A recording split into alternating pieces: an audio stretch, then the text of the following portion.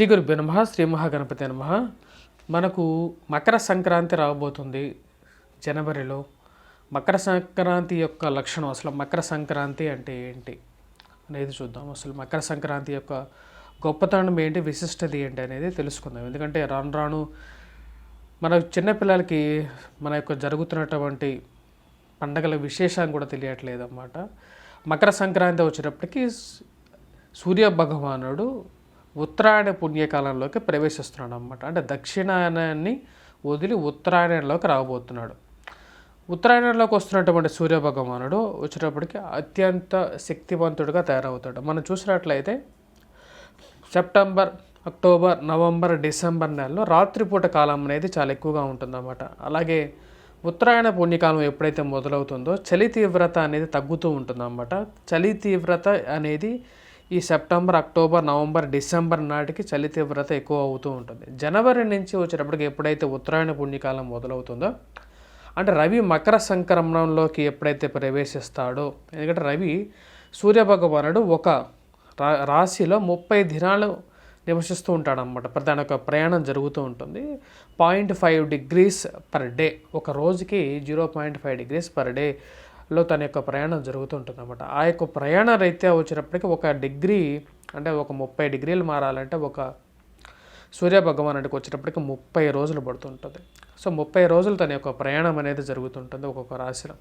అలా జరిగినప్పుడు వచ్చేటప్పటికి ఉత్తరాయణ పుణ్యకాల విశేషం అనేది చాలా ఎక్కువగా ఉంటుంది. ఎందుకంటే ఈ యొక్క ఉత్తరాయణ పుణ్యకాలం దేవుళ్ళకి, దేవతలకి ఎంతో ముఖ్యమైనది అన్నమాట. ఎందుకంటే అందరూ శ్రీ మహావిష్ణువును పూజించడానికి, లేకపోతే మనం చేసేటువంటి పుణ్యకార్యాలకి అన్నిటికీ చాలా ముఖ్యమైనటువంటిది ఉత్తరాయణ పుణ్యకాలం సంక్రమణం అన్నమాట. మనకు 12 రాశులు ఉంటాయి, 12 సంక్రమణాలు ఉంటాయి అన్నమాట. అంటే మకర రాశిలోకి ప్రవేశించేటప్పుడు సూర్య భగవానుడు ఆ యొక్క కాలాన్ని మకర సంక్రమణం అంటాం. అలాగే ధనుస్సు రాశిలోకి ప్రవేశించేటప్పుడు ధనుస్సు సంక్రమణం అంటాం. అలాగే మేషంలోకి ప్రవేశించేటప్పుడు మేష సంక్రమణం అంటాం.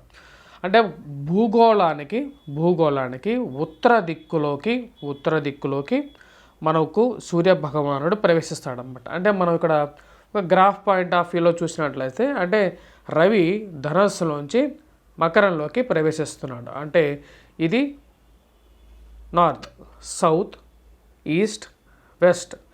సో శని భగవానుడు శనిలో ఉచ్చ స్థానంలో ఉంటాడు. ఇక్కడ అంటే దక్షిణ పడమరలో ఉచ్చ స్థానంలో ఉంటాడు. అలాగే సూర్య భగవానుడు మనకు దానికి ఎదురుగా తూర్పులో ఉదయిస్తూ ఉంటాడు అన్నమాట. దక్షిణంలో చాలా బలంగా ఉంటాడు. సో ఉత్తరాయణ పుణ్యకాలం అంటే నార్త్ డైరెక్షన్లోకి మనకు ఇది రావడం జరుగుతుంటుంది అన్నమాట. సూర్య భగవానుడు మకర సంక్రమణం చేయడం జరుగుతుంది. సో మకర సంక్రాంతి రోజు మనం చూసినట్లయితే ఎన్నో ప్రాముఖ్యతలు అనేది ఇక దక్షిణ భారతదేశంలో దీనికి చాలా ఇంపార్టెన్స్ అనేది ఎక్కువగా ఉంటుంది.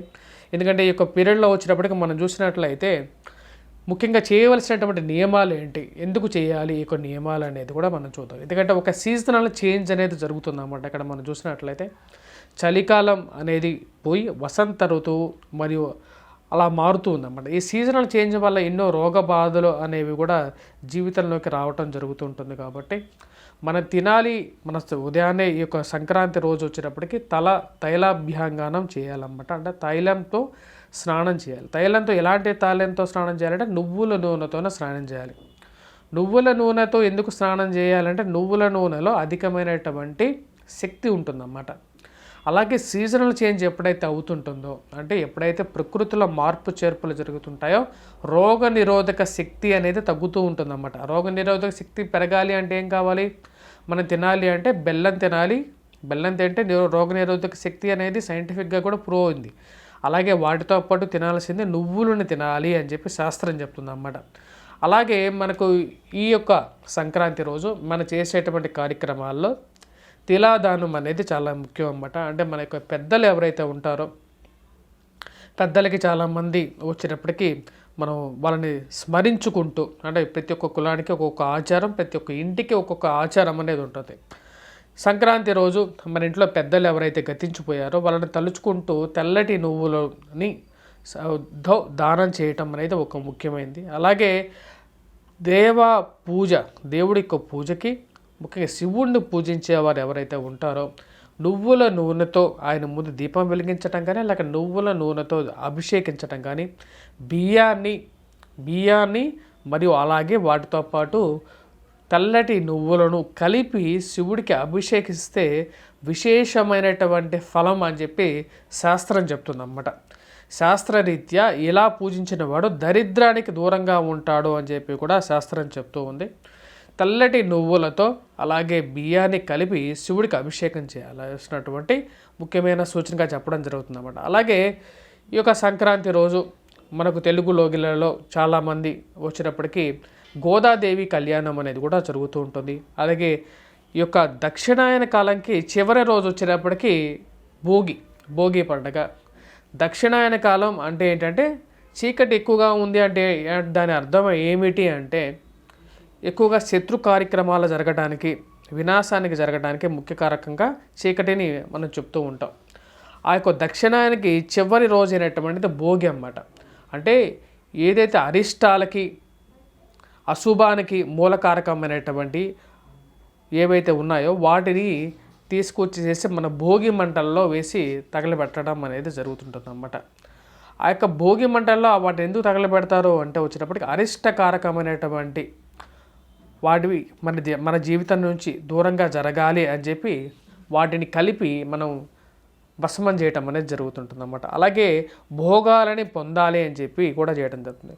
ఈ యొక్క భోగి రోజు అంటే ఏదైతే మనం ధనుర్మాసంలో చివరి రోజునటువంటి ఈ యొక్క రోజునే వచ్చినప్పటికీ గోదాదేవి యొక్క కళ్యాణం కూడా జరిగిందన్నమాట. భోగ పీడల నుండి విముక్తి పొందడం కోసం మనం ఈ యొక్క భోగిని చేస్తూ ఉంటాం. భోగ పీడలు అంటే మనకు ప్రతి ఒక్క వస్తువు మీద వచ్చేటప్పటికి ఏదో ఒక కాంక్ష అనేది ఉంటుంది. అంటే టీవీ కొనుక్కోవాలి, ఫ్రిడ్జ్ కొనుక్కోవాలి, అక్కడ ఉంటే ఇంట్లో కుర్చీలు బల్లలో ఇదేదో దాని మీద ఒక కాంక్ష అనేది ఉంటుంది అన్నమాట. ఆ కాంక్ష నుంచి విముక్తి పొందడం కోసమే ఈ యొక్క భోగి పండుగలో వాటిని ఎప్పుడైతే మనం భస్మం చేసేస్తామో అంటే వాటిని వచ్చి తగలబెడతామో దానివల్ల వచ్చినప్పటికీ మన దాని మీద ఉన్నటువంటి ప్రేమ అభిమానాలు కూడా మన నుంచి దూరం అవుతాయి అన్నమాట. ఆ యొక్క భోగి పండగ చేయటానికి మూలం ఇదే యాక్చువల్గా.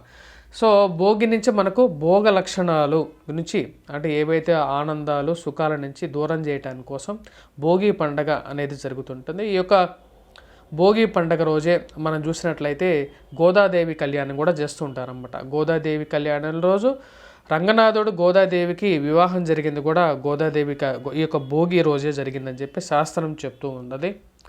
అలాగే మనకు ఈ యొక్క సంక్రాంతి సమయంలో వచ్చేటప్పటికి సంక్రాంతి సమయంలో ఒక భుక్తం అంటే ఏకభుక్తం చేసిన తర్వాత ఆ రోజు ఏమీ తినకుండా ఉపవాసం ఉండాలని చెప్పి శాస్త్రం చెప్తూ ఉంది. ఎప్పుడైతే సంక్రాంతి సమయం గడుస్తుందో దాని తర్వాతే మనం భోజనించాలన్నమాట. ఏదైనా తినడం అనేది చేయాలి. మరి అదే విధంగా ఆ రోజు మనం చేయాల్సినటువంటి ముఖ్యమైన కార్యక్రమాల్లో మనం చూసుకున్నట్లయితే గాయత్రి జపం అనేది చేస్తూ ఉండాలి. అలాగే శివ పూజలో అలాగే విష్ణు పూజలో కూడా నిమగ్నమై ఉండాలని చెప్పి శాస్త్రం చెప్తూ ఉందన్నమాట. ఎప్పుడైతే సంక్రాంతి ఘడియలు గడుస్తాయో సంక్రాంతి ఘడియలు గడిచిన తర్వాత మన ఇంట్లో వచ్చేటప్పటికి పూజా పునస్కారాలు చేసుకున్న తర్వాత ఏ యొక్క కులాచార రీత్యా వారి ఇంట్లో ఉన్నటువంటి ఆచార రీత్యా వారు మిగతా పూజా కార్యక్రమాలు చేసుకోవాల్సినటువంటి ముఖ్యం ఉంటుంది అన్నమాట.